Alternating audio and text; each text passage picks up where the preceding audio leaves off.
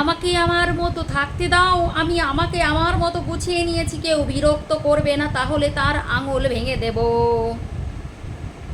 হ্যাঁ, আমার পেছনে লাগলে কিন্তু আঙুল ভেঙে দেবো, আর আমি যা করছি আমাকে করতে দাও, ঠিক আছে? বিরক্ত কেউ করবে না। আমি জানি আজকে অনেকের হাতে ফাটবে, কিন্তু আমার কিছু করার নেই ভাই, আমি কারোর পেছনে লাগি না, কিন্তু কিছু চোখে লাগলে তখন তাদেরকে একটু ধরিয়ে দিই। তোমরা একটু ভেবে দেখো তো। তাই যারা মানে আমাদের ঝুম্পা, ঝুম্পা, ওই যে আরিয়ানের ঝুম্পা, তো সেই ঝুম্পা মানে অতিরিক্ত বাড়াবাড়ি হয়ে যাচ্ছে না, আবার বলছে আমাকে আমার মতো থাকতে দাও, আমি ঘরে থাকলে কষ্ট পাচ্ছি। এই দেখো আমার আবার কি বলো তো, এই কী ফিল্টার আমি জানি না ভাই, ফিল্টার মিলটা বুঝি না আমার কি হচ্ছে। এই দেখো নেই, কিছুক্ষণ পরে গায়েব। যাই হোক, এসব কথা বাদ দাও। ব্যাপারটা হচ্ছে যে এর অতিরিক্ত মানে আমি এর হয়ে অনেক ভিডিও করেছিলাম, কিন্তু কিছু কিছু জিনিস চোখে লাগে জানো তো, আর না বলেও বা যাবো কোথায়, আর পেছনে লাগা না, কেননা অতিরিক্ত হয়ে যাচ্ছে, অতিরিক্ত। তোমাকে তোমার মতো কেউ ছেড়ে দেবে কেন মহারানী? তোমাকে ছেড়ে দেওয়া যেত, তুমি একটু অতিরিক্ত হয়ে যাচ্ছে। হ্যাঁ, তোমার ড্রেস সেন্সটার কোনো তো ব্যাপারই নেই, মানে সব দেখিয়ে একেবারে। কদিন হয়েছে বাবা, কদিন হয়েছে স্বামীটা মারা গেছে, কদিন হয়েছে বলো না, চোখে লাগে তো। আমি জানি না এত তাড়াতাড়ি মানুষ কি করে মুভ অন করে। মানুষের ব্রেকআপ হলে মানুষ ভুলতে পারে না, কেউ তো পাগল হয়ে যায়, কেউ রাস্তাঘাটে ঘুরে বেড়ায়, কেউ তো মানে যার যার যেরকম টেকনিকে সে তার মতো পাগল হয়ে যায়। কিন্তু আমি পাগল হতে তোমায় বলছি না, একটু সামলাতে বলছি, মানে একটু সামলিয়ে কাজ করো বাবা, একটু সামলিয়ে কাজ করো। একটু মানে যেখানে যাচ্ছ, যার সাথে ভিডিও করছো, মানে এমন করে ব্যবহার করছো, তোমার চোখ মুখের দিকে তাকালেই মনে হবে তুমি কিছু বলতে চাইছো, মানে হয় না মানে এক্সপ্রেশনটা এমন করে দিতে চাইছো যে সে তোমার কেউ একখানা। কিন্তু এগুলো কেন দরকার আছে? তুমি তোমার মতো শ্যুট করো না। কিন্তু এই মুহূর্তে এই রোম্যান্টিক গান তো লাগিয়ে তো 12টা তার আগে বাজিয়ে দিয়েছো, এর আগে অনেক কেচ্ছা করেছো, কোথায় বাঁকুড়া হাঁকুড়া, কোথায় গেছিলে মেছিলে জানি না ভাই। তো যাই হোক, সেখানে গিয়ে যেসব তুমি শ্যুট ফুট করেছো, তোমরা আবার তো শ্যুটের দোহাই দাও। একদিকে হচ্ছে চিঙ্কি কাকিমা, সে সারাক্ষণ শ্যুট শ্যুট শ্যুট করে করে সবাই মেয়েটা 12টা বাজিয়ে দিয়েছে, তুমিও এখন এই 12টা বাজাচ্ছ সোশ্যাল মিডিয়াতে।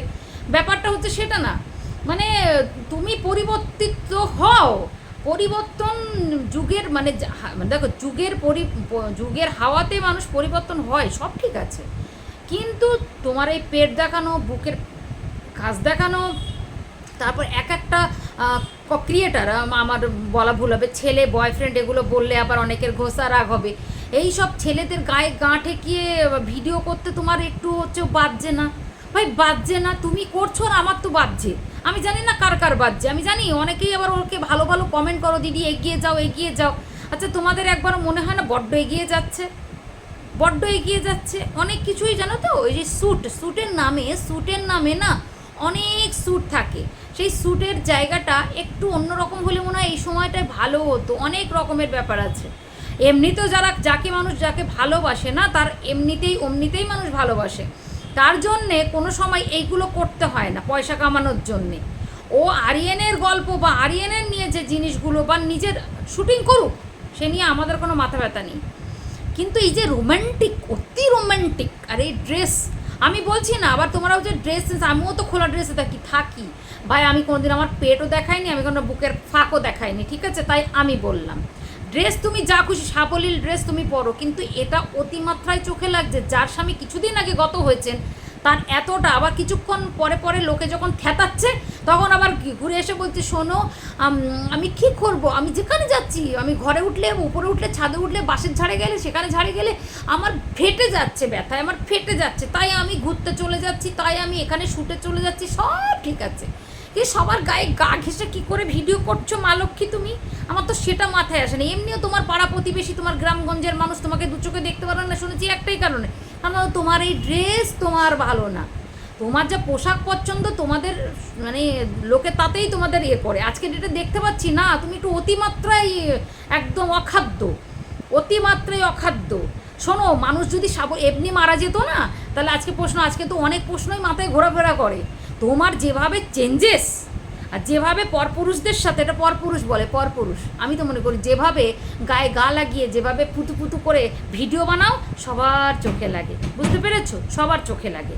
তাই আমার বলতে আসা, আমি জানি আজকে অনেকে আমার অনেক কথা বলবে, কিন্তু আমার কিছু করার নেই, কেননা খুব চোখে লাগছে।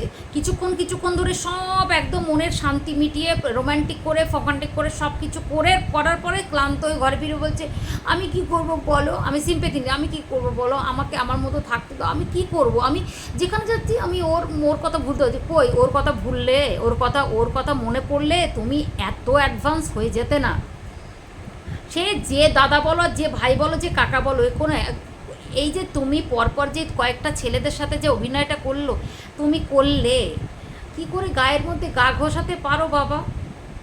আমার মাথায় আসে না, সাধারণ মাথায় আসে না, বুঝতে পেরেছো? এগুলো চোখে লাগে, তাই আজকে বলতে এলাম। অনেক বাড়াবাড়ি বাবা তোমার ওপর থেকে, মানে একদম পুরো ওভারঅল যদি কেউ চেক আপ করে তাহলে যে কোনো মানুষ বলে দেবে, যে কোনো মানুষ সহজভাবে তোমাকে দেখেই বলে দেবে কিচ্ছু হয় নাই, কিচ্ছু হয় নাই, বুঝেছ? তাই একটু বলে গেলাম, মাথায় রেখো। তোমাকে খোঁচা দেওয়ার আমার কোনো কারণ ছিল না, কারণ তোমার হয়ে আমিও প্রতিবাদ করেছিলাম। যারা তোমাকে খারাপ মন্তব্য করেছিল, যে ওর বাঁচার অধিকার আছে, ও মাছ মাংস, ও যে কোনো ড্রেস পরবে, যে কোনো মাছ মাংস সবই খাবে, কেন খাবে না? অল্প বয়স, কেন? তার বাঁচার অধিকার আছে, আমি বলেছিলাম কথা মনে আছে?